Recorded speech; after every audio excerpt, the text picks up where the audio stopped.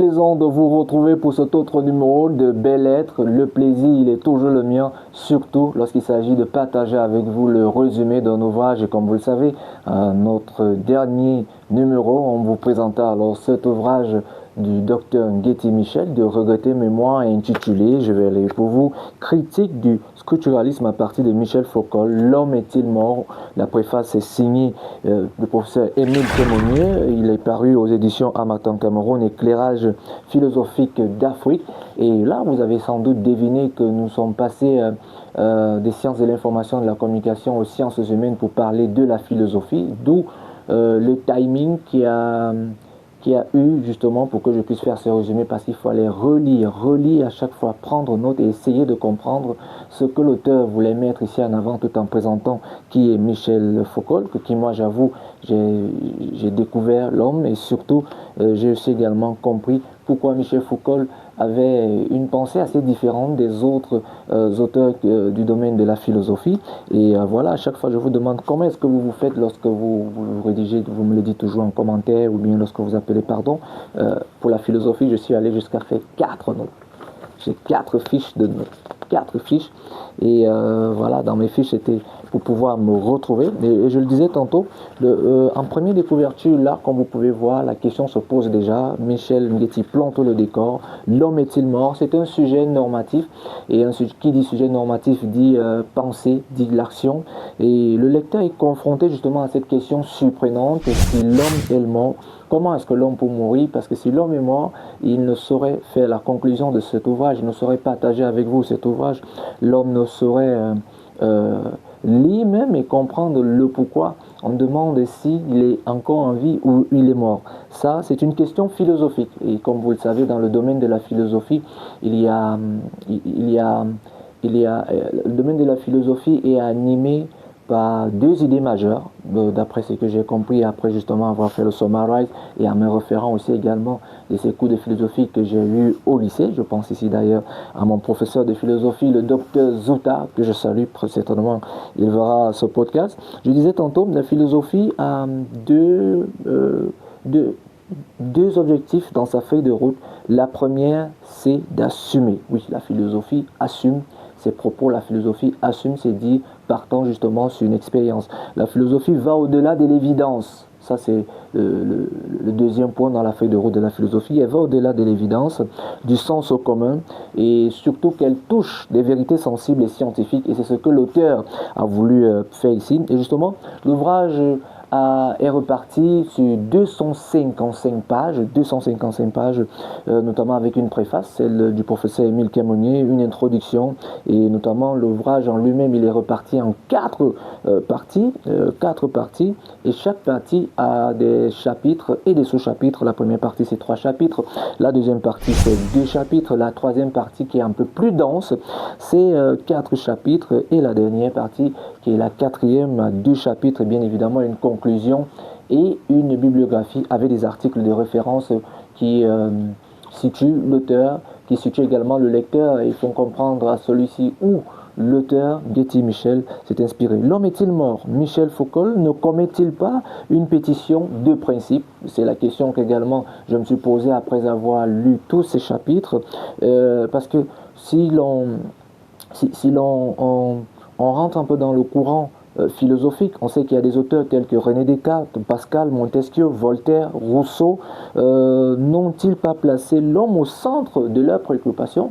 Lorsqu'on sait que des citations jusqu'à aujourd'hui ont toujours leur place, notamment avec René Descartes, notamment avec Pascal, Montesquieu, Voltaire et tous ceux que j'ai cités, Rousseau, qui ont placé l'homme au centre, on ne peut pas placer un sujet au centre et se poser encore la question de savoir si l'homme est mort. Sinon, why?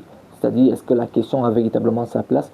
Dans la deuxième partie, Getty Michel, si on y prend garde, nous parle de Foucault, et il revient justement avec quelque chose que j'ai jugé important, et c'est pourquoi je partage avec vous ici là, parce que parfois, lorsque Michel Foucault, dans tous ses chapitres, parle de l'homme en faisant référence à ses ouvrages, il utilise le conditionnel, et même il utilise aussi également des adverbes. C'est-à-dire pour lui, on serait tenté de s'interroger un peu plus loin en disant mais est-ce que l'homme est-il véritablement mort? Pourquoi employer le conditionnel alors qu'il peut le confirmer justement en employant le présent du subjonctif, par exemple. Et justement aussi également, le ton du livre est celui-là, la prise de conscience philosophique d'aujourd'hui. Le texte que Michel Nguetti impose ici invite à la profondeur, à l'interrogation et surtout à tout ce qui relève de la postmodernité. On parle ici du postmoderne.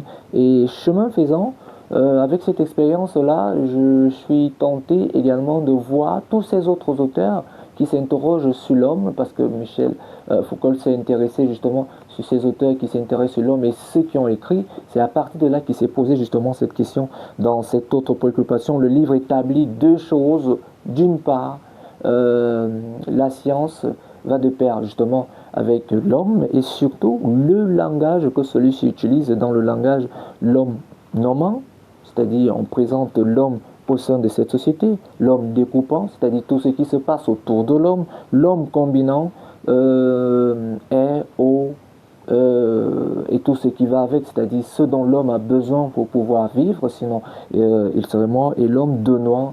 C'est ici que l'auteur présente justement la matrice sociale de l'homme.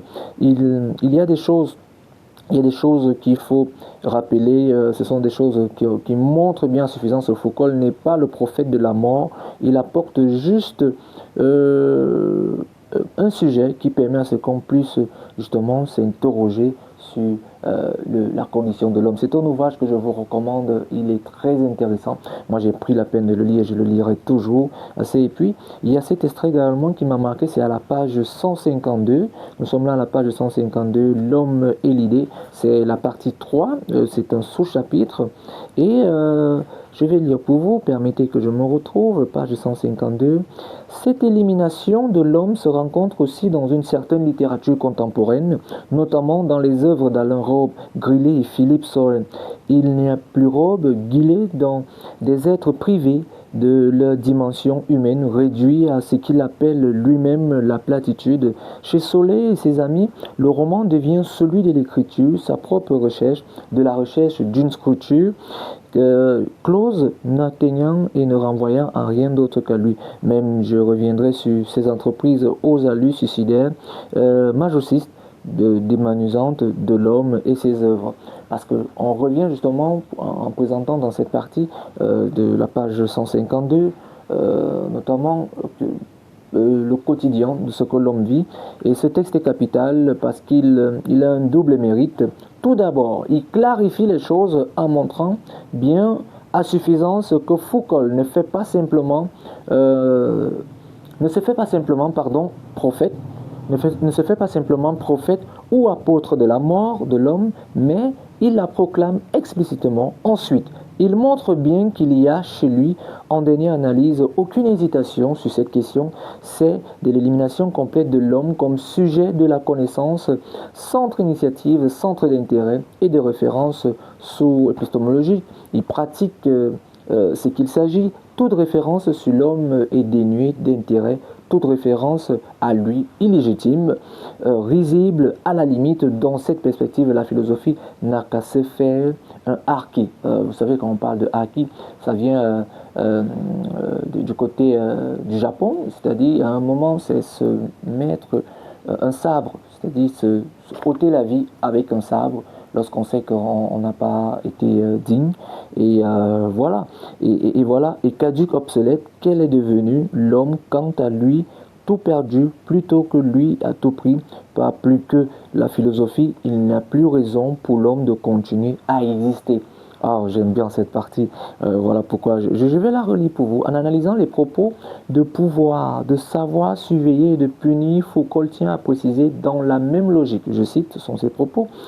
Ces rapports de pouvoir, savoir ne sont pas analysés à partir d'un sujet de connaissance qui serait libre ou non pas par rapport à un système de pouvoir, mais il faut bien considérer au contraire que le sujet de connaissance des objets à connaître, la modalité de la connaissance sans autant d'effets, de ses applications historiques, en bref, ce n'est pas l'activité du sujet de connaissance qui produit un savoir, mais le pouvoir de savoir le processus, les luttes qui traversent, dont il est constitué, qui déterminent les formes et les domaines possibles de connaissance.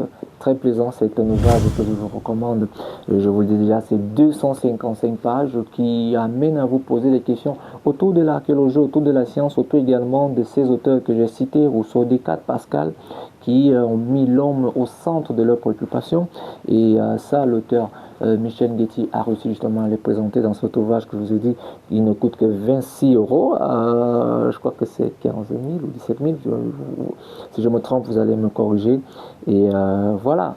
La première de couverture, Michel Guetty, critique du culturalisme, à partir de Michel Foucault, L'homme est-il mort, de préface Émile Camonieux, aux éditions Harmattan du Cameroun, l'éclairage et philosophie d'Afrique. La quatrième de couverture, quant à elle, ce livre est une critique dialectique du systématisme foucaultien à partir du structuralisme général. Il constitue un plaidoyer pour l'équilibre des paramètres entre matière de compréhension, d'explication des phénomènes historiques et culturels, à l'encontre de la raison structuraliste qui tend à réifier le sujet humain. Il revendique que ceux pour qui ce dernier a une place inexpugnable dans les domaines de la pensée, de l'action, au milieu, en dépit ou peut-être à cause des structures dont il prend volontiers acte de l'existence potentielle. À cet égard, ce que vous devez également savoir, l'ouvrage fournit une riche introduction recommandée à celui qui veut s'informer sur l'univers philosophique, je vous le dis déjà, moi je l'ai fait à la nuit, dans lequel s'est investi Michel Foucault, ainsi que des difficultés réelles et imaginables qui se dégagent dans la théorie de la pratique de l'entreprise structuraliste. À savoir, sur l'auteur, dont vous allez voir des photos, Michel Guetty est né en 1960 à l'ouest du Cameroun, c'est la région. Il a étudié la philosophie à l'université de Yaoundé, un temps enseignant dans le secondaire et le supérieur. Il a été inspecteur provincial à cette époque, puis national de pédagogie, dirigé actuellement un lycée d'État. Ça, c'est quand l'ouvrage avait été écrit, un lycée d'État au Cameroun.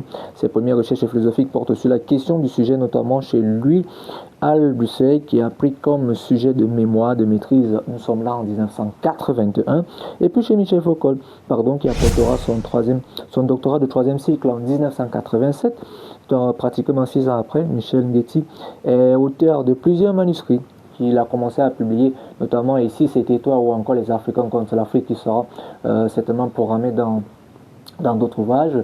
Et voilà, pour moi, je me suis dit que c'était ma manière de rendre hommage à mon défunt père, puisque se trouve que Michel Guetty, c'est mon père. Oui, mon père, il est décédé le 7 septembre 2020. Ça sera 5 ans aujourd'hui, à pratiquement 24 heures de la célébration de la fête des pères. C'était aussi ma manière de rendre hommage à ce grand homme qui m'a éduqué. Merci pour l'éducation, merci pour tout. Et c'est aussi une manière de penser et surtout de rappeler tout ce qu'il a eu à faire. Ce chapeau, je l'ôte pour tirer un coup de chapeau au docteur Guetty Michel. Et voilà, le goût de la lecture, ça vient de lui. Et nous, on va ranger l'ouvrage là pour vous présenter notre prochain ouvrage que nous allons résumer. Je suis déjà pratiquement au milieu de cet ouvrage, donc si tout se passe bien avant mercredi ou le week-end, vous l'aurez. Il est intitulé Au cœur des reines du Bikutsi, à propos de la vitalité des glissements d'une musique. L'auteur n'est d'autre que Joseph Foutim, dont j'ai rencontré dans de très belles circonstances aujourd'hui, et on est en contact et vous en saurez beaucoup plus lorsque je ferai le résumé de cet ouvrage. Merci d'avoir regardé Belles Lettres. N'oubliez pas, laissez-moi en commentaire vos critiques et analyses, et surtout sachez que ceci est un défi que je me suis lancé, de partager avec vous ces ouvrages sous forme de podcast, parce que très souvent je le faisais mais c'était sous forme d'article, puis j'ai dit je commence à faire des vidéos. On se retrouve justement pour cet ouvrage de Joseph et il sera plaisir. D'ici à là, prenez soin de vous et le plus important, prenez soin de vos familles. Au revoir.